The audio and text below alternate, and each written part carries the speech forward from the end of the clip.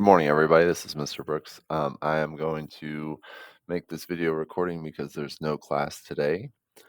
There's no live class today. And this is because I need a little bit of time to get ready for student conferences, which if you guys wanted to sign up and you did not get a chance, I know all our slots were full. Send me or Miss Hart or both of us an email and we'll see what we can do to work you in.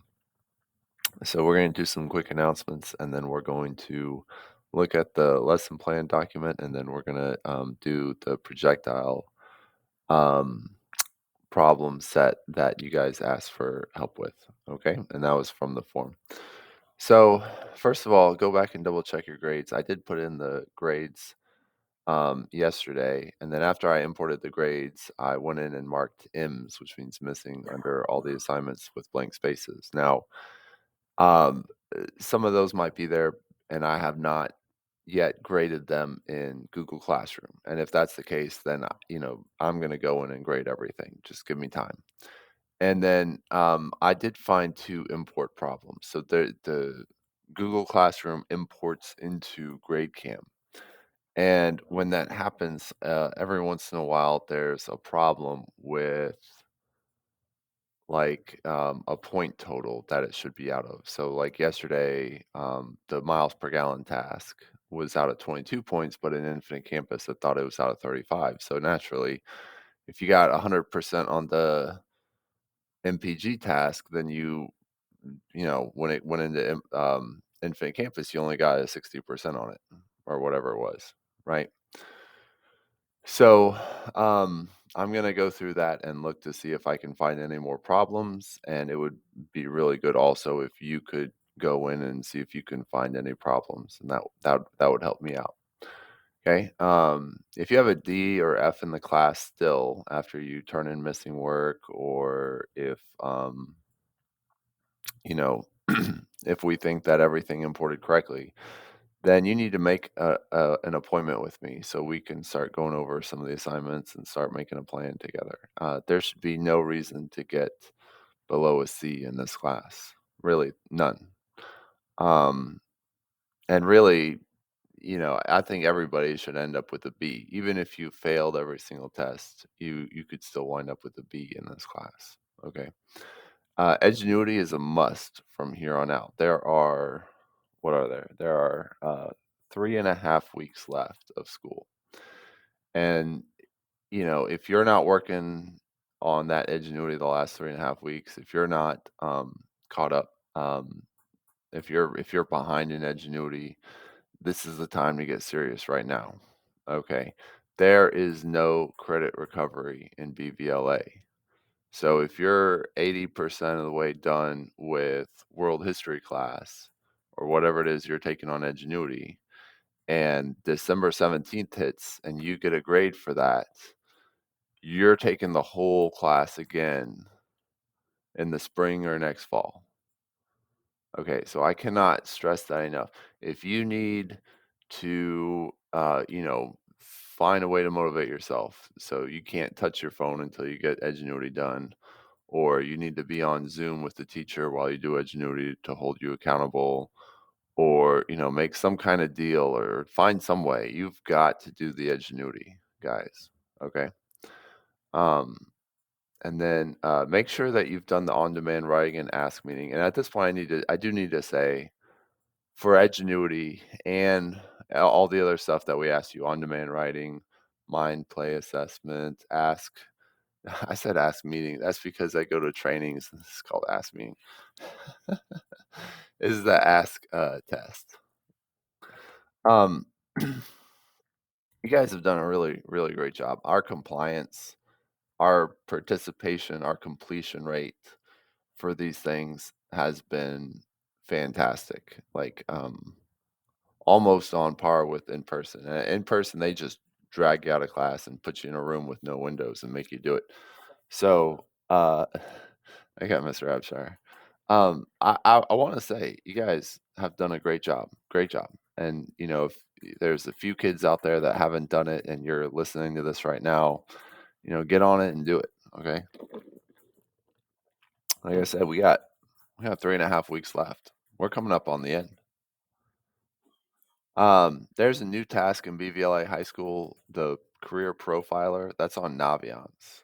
So I need you guys to go in there and do that profiler. I don't care what you score. I don't care what you do with it. Okay.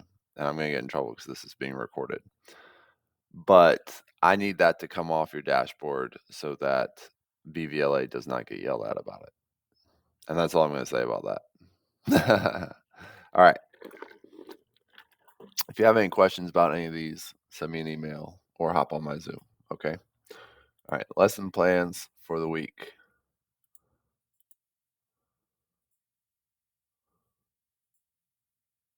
Oh, we're right here. Taking the test. Taking the test. There's this video. Watch this video. This video is going to be right here. So, I mean, obviously, if you're watching this, it's going to be right here.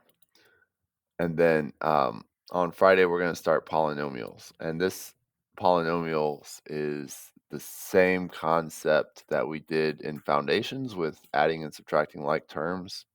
It's the same thing. We're just going to blow it up a little bit, but it's the same thing. It's like, to me, it's algebra 1. Um, we're going to do 2 assignments here. They'll be posted. It'll be multiply polynomials, which you guys have done. You don't know you've done, and factor by grouping, which you guys have probably not done, but it's an easy way of factoring, and it's a fun thing. A lot of kids really like it. So I know we're back to factoring, right? All right. Then that's it. Look, guys, right here. That's, yeah, 1, 2, 3. So you guys can see the end. You can literally see the end. All right, so we did this projectiles problem set, and then on the exit slip, you guys said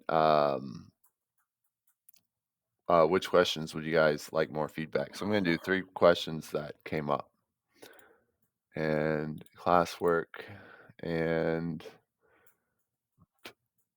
we need to do projectiles. Projectiles. I think I need to rename this. See, we got 15 turned in and 14 not turned in, so it's not very good. I think we should have a higher rate than that. But this is probably one of the harder assignments. I mean, look at these things. Okay, so I have number 5. So I have to, it says do number 5. So we're going to do number 5. Let's see.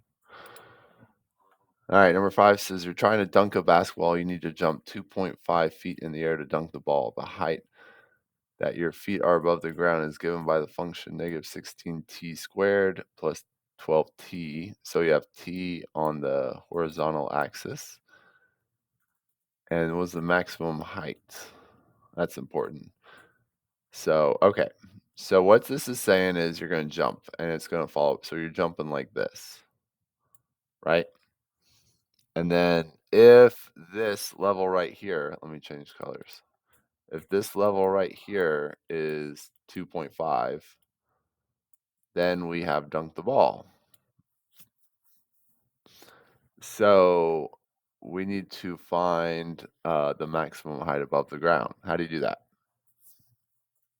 Well, you can do it 2 ways. You can do it, since this is like this, you're not solving for t. If you solve for t like the quadratic formula or factoring, it'd be this or this. Okay. But we're not solving for those zeros. We're solving for the vertex. How do you solve for the vertex? Well, is negative b divided by 2a is the x. Okay. And I'm going to do it this way. And then I'm going to do it by, the other thing I'm going to do is complete the square. Because complete the square is really easy. Well, can you? No, you can't. No, you cannot, because a is not 1. So we're gonna do this. Okay. All right. So negative b over 2a. So negative 12 divided by 2 times negative 16. That's negative 12 divided by negative 32. which is equal to, what's 12 divided by 32? 12 divided by 32 is 0.37. Really? 0.37. 0.37. 5. Let's just do that. Okay. So what does this mean? This means that we jumped, and at time 0.375 seconds, we are at the top of our jump. So that's the time. And that makes sense. Like, I'm not going to hang in the air for 3 seconds. So, at the halfway point of my jump shouldn't be too long. I'm also white. Just kidding. Guys, come on. Don't get me fired. Let's see. So what we're going to do, this is x. So we're going to plug this in right here. So it'd be -16, and it'd be 0.375 squared plus 12 times, and let's see. I'm gonna clear off some space here. 0.375. So we took the function and we're plugging in the number. Okay. All right. So I'm going to go back to my calculator. I'm going to type -16 parentheses 0.375. You want to use parentheses, but basically, no matter what calculator you want to use, you need to make sure you're following PEMDAS, right? Because you remember PEMDAS, the exponent comes before the multiplication. So if you were to multiply these two numbers together, you would get the wrong answer. Let me say that again. If you were to multiply these two numbers together first before you squared this, you would get the wrong answer. Okay. 0.375. And if you use this calculator, it does the order of operations for you as long as you don't screw up your parentheses. Okay. So that's why I was encouraging you guys to get this calculator. Boom. 2.25. So our maximum height was 2.25 feet. So did we dunk the ball? That's our maximum height. Can we dunk the ball? Well, we needed 2.5 feet. So no, we cannot dunk the ball. That was not a successful attempt. Okay. All right. Let's clear all that. And let's see what we got. We got number 8. So I come down here to number 8. Okay. One of the games at a carnival involves trying to ring a bell with the ball by hitting a lever that propels the ball into the air. The height of the ball is modeled by this equation. If the bell is 25 feet above the ground, will it be hit by the ball? Okay. All right, so I think that there's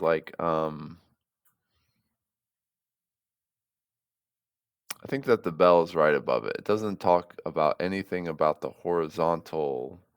It just talks about this. So there's a bell and there's a ball, and you hit the lever like this. Maybe this goes down and the ball goes zzz, and will it hit the bell? Okay. All right. So the height of the ball modeled equation, if the bell is 25 feet above the ground. So this is just like the basketball jump. Okay. All right. So what do I need to do? I need to do negative b over 2a. Negative b over 2a. All right. So negative 39 over, this is again negative 16 times 2. So I'm just going to do negative 32. It's the same thing as the last one. So let's see what we got. Negative 39 divided by negative 32 is 1.218. 1.218. All right. So remember, that's the x, or that's the t. So that's the time that we're at the peak. And we're going to plug in right here to find the y, right?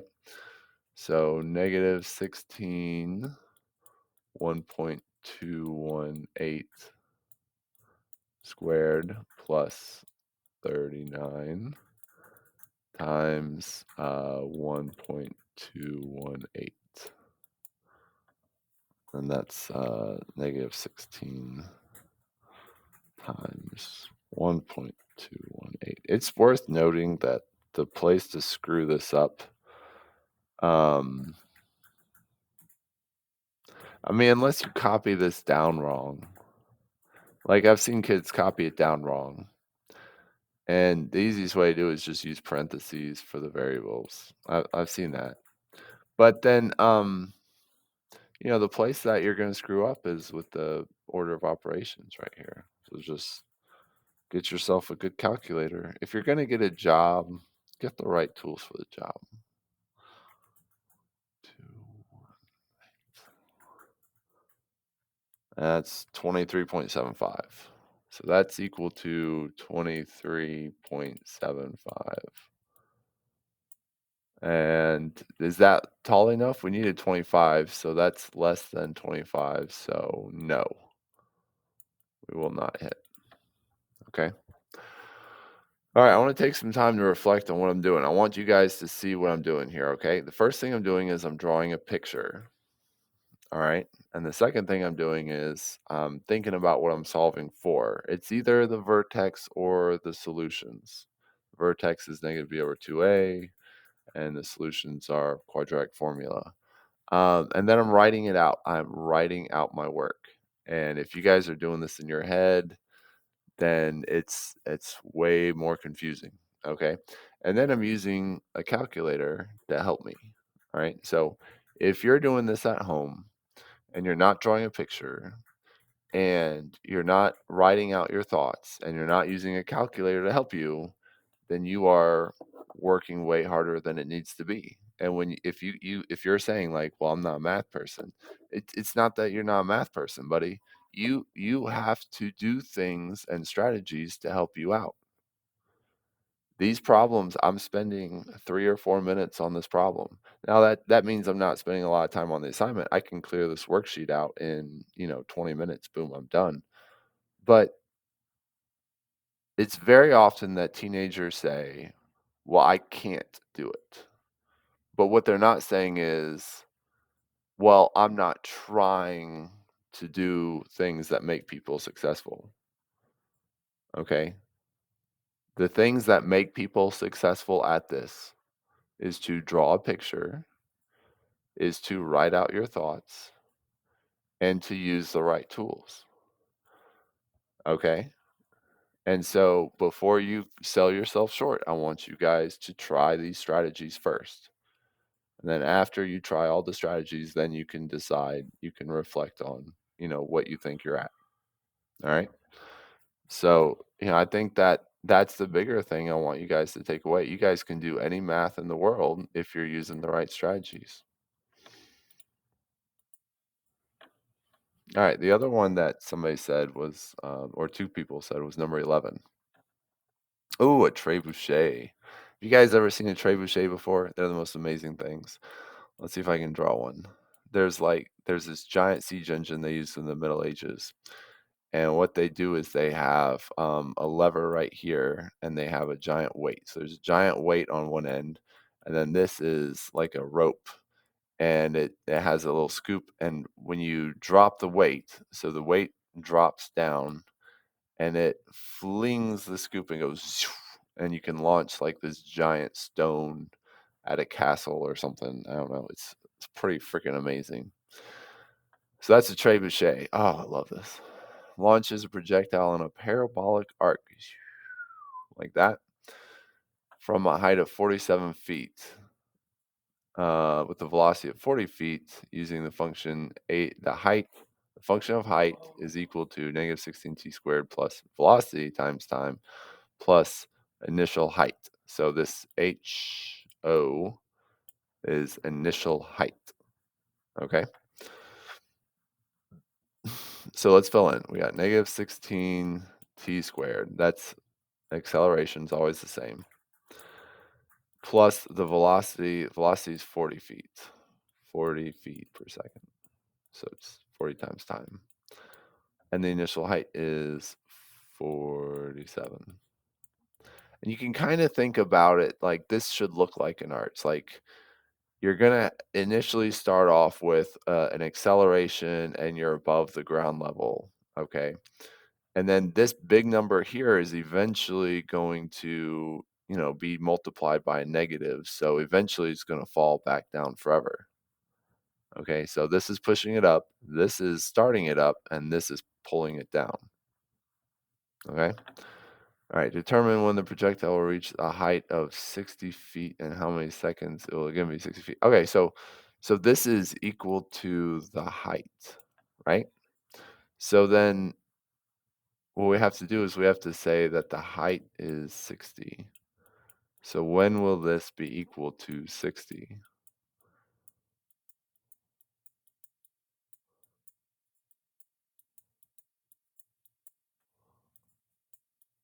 Right? So this is the function of height.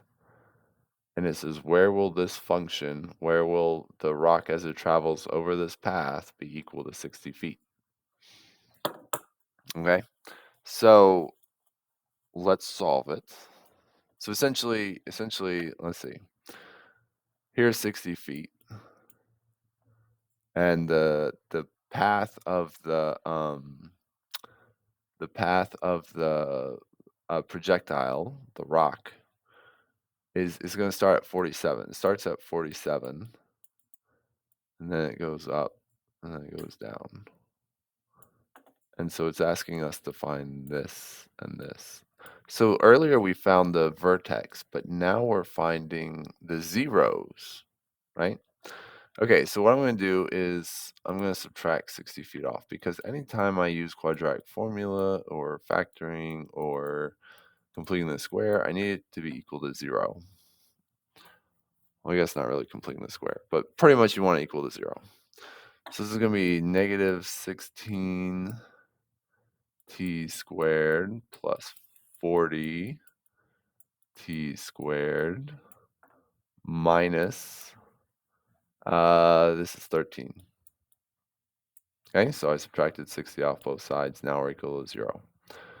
All right, so this is what I'm going to solve right here. So I'm going to go with quadratic formula. So negative b plus minus square root b squared minus 4 times a times c. Oops, I don't actually need to type in a times c.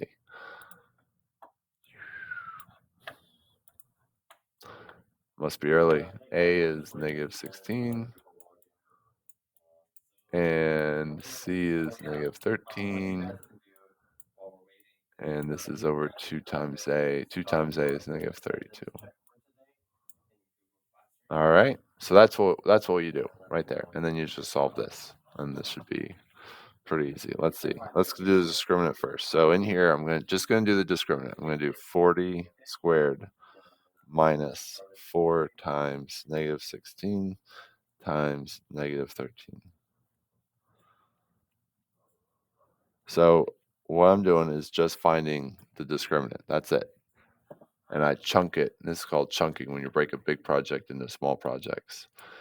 And I'm chunking it because there's a lot of chances for a mistake. So I'm going to do 786. 786 over negative 32. All right, so now I'm going to do the square root of 786. So square root 786 is equal to 28 and some change, but it's really 28. So negative 40 plus minus 28.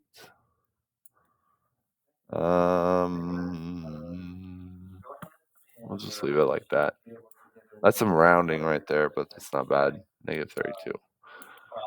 All right, so what are my two answers then? So it says it's going to hit it twice, right? It's going to hit 60 feet on the way up. It's going to hit 60 feet on the way down. So then I'm just going to do negative 40 plus 28. Negative 40 plus 28 equals divided by negative 32. And I hit equals in the middle there. I hit equals in the middle there because I want to preserve order of operations. And so when I hit equals, I'm telling it, just do this calculation first, equals, and then divide by negative 32. Otherwise, it might do, what it would do is it would do 28 minus 30, it would do 28 divided by negative 32, and then add negative 40. So this is 0.375. And then also we gotta do it again, -40, and this time we're gonna do minus 28 equals divide by -32. And this is 2.125. 2.125. So this should make sense. If we start off below 60 feet, it should hit it like almost right away, right here. And then it should also come down a few seconds later. In fact, 2.125 total seconds. This 2.125 is after launch, right?